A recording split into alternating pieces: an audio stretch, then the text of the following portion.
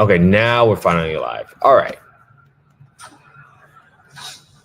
4106 West 17th Street, Panama City, 2-bed, 1-bath. We have a total entry fee of $30,490. Sorry about that. I got to redo this because I thought I went live, but then it didn't go live. So interest rate 5.5%. The seller finance payment is $958.98, $257. So your total payment is going to be $1,215. Good to know. They're projecting $1,500 on long-term rentals. So when we plug in this address, we're going to get the county. Now, once we plug in the county, we're going to look at the FMR. And once we looked at the small area FMR for 32401, we found that the rent ceiling here is $1,240.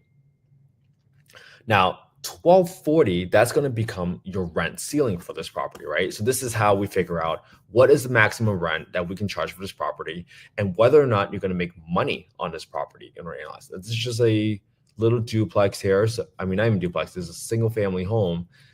It looks okay. Might require a little bit of renovation, but we're going to learn and figure out how do we actually analyze this deal. So once you get your rent ceiling of $1,240, we're going to go to affordablehousing.com. And then we'll go to the market rent estimator.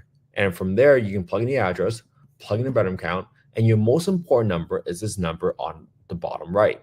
This says that the average rent for what's the website you plug the address into? The website you want to plug the address into, I just plug it into Redfin to get a quick general understanding of the county. And once you come to Redfin, you type in county. And then you're going to see that this is in Bay County for Panama City. This is just a random property I found. Now, when you want to Google the rent ceiling, and I'll walk you through this entire step, you can click on HUD FMR, click on access to small area FMR, and this is how you look up at the FY 2024 FMR, click on Florida, click on Bay County, and that's how you're going to arrive on a page with the zip code and the bedroom count, okay? That's how you get $1,240. Now, that is your rent ceiling. Typically in some areas, that also includes the utility allowances. So depending on your city or your state, you're going to want to figure out whether or not the FMR includes utilities. Because in some cities, such as Boston or New York, their rent might be 110% or 120% of this because they know that they are in a very high cost of living area, so they will adjust it upwards. Now, the reason why you want to look at the market rate on affordablehousing.com to do the market rent estimator is because typically your maximum rent is going to be the lower of the two. Now, with the lower of the two, this is how you're going to be able to figure out what you're doing here specifically. Let me stop my camera. I think it's lagging. This is how you figure out what you're doing here specifically on the market rent. And because it's the lower of the two, that's how you'll be able to see what the true market rent you're able to achieve on this thing. And this says right here within a 0.75 mile radius for 25 units, this is the average rent you're able to rent this property. So that's why, because this is the lower of the two, 1206 compared to 1240, we're going to use 1200 as a conservative estimate. And we're not going to believe this person who says that the long-term rental rent is 1500. Okay. We're going to go where the market says, whatever the comparable adjustments are. Now, from that point onwards, we're going to go ahead and analyze the deal completely from beginning to end. Now, this property, let's see, where they're going to purchase it at.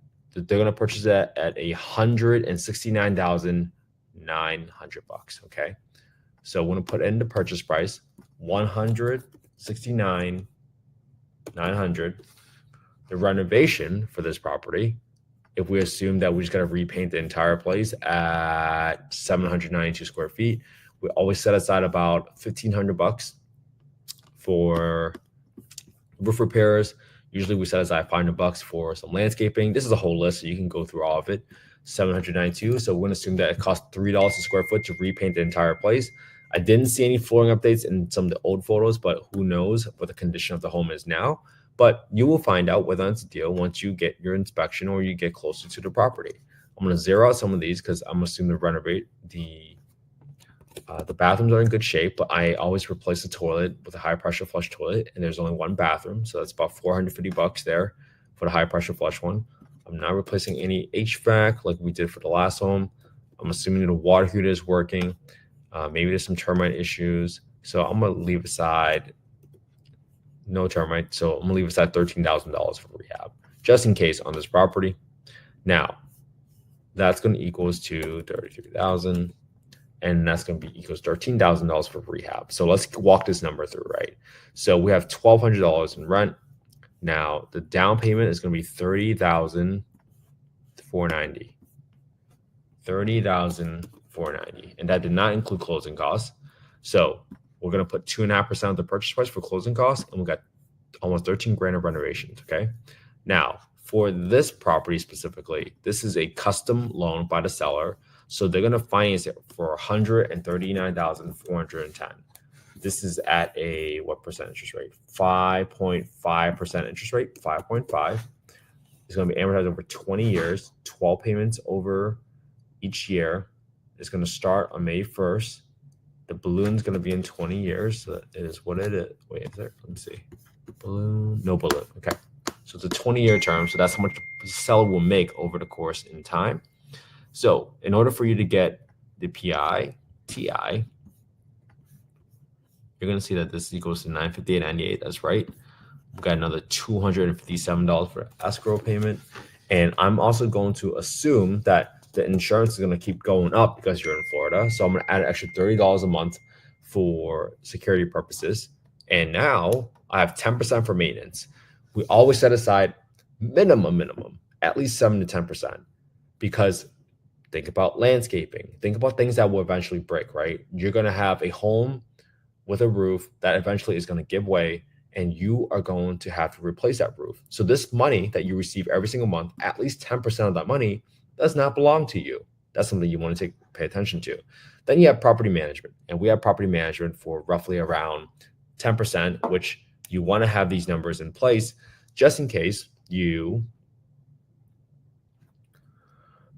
want to hire a property manager. Now, some folks might want to self-manage and they can save on this money, but if you don't underwrite with property management in place right now and make the deal work, then you are essentially buying your job, buying another job. And that's not what we got into real estate for, right? We got into real estate for passive income, and we do not want to not underwrite for property manager, because then we don't get the financial freedom, the freedom of time to do whatever we want, which is the original purpose of why we did it anyways. Then we have vacancy of 5%, because eventually someone moves out and you got to have those expenses in place. Now, with that number, if you assume that the rent is $1,200, this would be a losing deal at negative 345. Now, I did not use $1,500 because I did my own due diligence. I don't believe the wholesaler. And I found that the rent is probably closer to $1,200 and not $1,500. And even the best case scenario, even including utilities, you would get $1,240, but then you had to deduct it, right? So this doesn't make any sense. And this is why this is not a deal. So let me go ahead and plug all these numbers in so you guys can kind of see what's going on. So every scenario, $1,240, $1,200, the cash flow at that rent will be negative 346. And that's a negative 8.7% cash on cash return, assuming your purchase price was $169,900 with a roughly $13,000 rehab.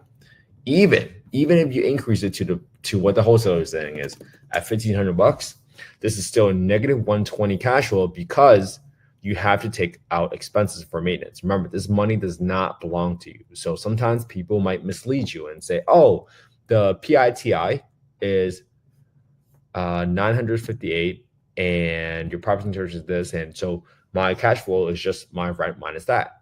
That's not, no way. There's always expenses, right? Something in the home always needs to get fixed, and that's the reason why we go through this process to analyze the deal and underwrite it properly. All right, so that was the process for today. That's a part of our analysis. So this is what I'm doing. This is why we do this, right? The whole point of this is for all of you to copy my homework. If you think about the reason why some folks don't invest in real estate, it's because sometimes folks will say, I don't have the money. Well, again, I'm not soliciting any investments, but there are many, many people in the world that is looking to other people to show them how to spot, most importantly, what's not a deal, because no one wants to ever lose money. Now, this is not investment advice. You should always consult your own financial advisors. But what did we just go through, right? we've been going live together for 205 days, analyzing deals. And if you look back on that and just copied all my homework using the same spreadsheet, just DM me on Instagram your email address, and I will send you the spreadsheet. Now, all of a sudden, you have your own YouTube channel of 205 properties that you looked at. Might that give you some confidence that you know what you're doing? And if a partner ever asks you, hey, why do you think this is a deal? Well, point them to your own YouTube channel at that point in time and show them that you have analyzed 205 deals. Might that make your partners feel like you know what you're doing? Just remember, all it takes is 18 minutes a day of analyzing deals, and you'll be better at analyzing deals than 95% of the country. Just like that, 18 minutes a day, that consistency. And all you have to do, and I understand how scary it can be to get started. Sometimes we're scared because we don't know which path to take or even know what the options are. But let this be one of the easiest steps. Copying my homework. Take credit for it.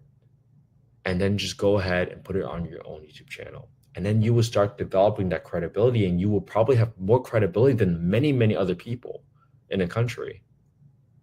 Just know that if you want to buy 1,000 units, chances are you probably have to analyze 10,000 properties. Now, for you to ever analyze that many deals, you have to start getting really good at defining your criteria. And then all of a sudden, if you look at my YouTube video from yesterday, you will see how I recognized that something was not a deal within like a minute, if even. And that's how you avoid burnout. Remember, this game is about the long game. It's also about outlasting everybody. And in order for you to outlast everybody, you have to avoid burnout. And you get burnt out when you do an incredible amount of work without any results. And that's the most discouraging thing that can happen to a lot of people.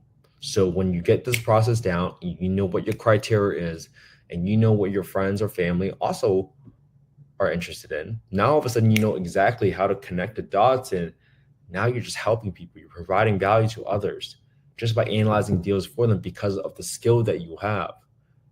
All right. So this is why I do this every single day.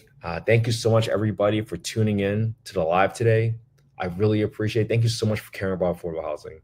Without people like all of you, I would have never had the home I grew up in. So thank you so much for caring. I'll be back here again tomorrow for day 206. I'm going to be in Orlando for the Squad Up Summit Conference. So I can't wait to meet so many people there. All right. Have an amazing night, everybody.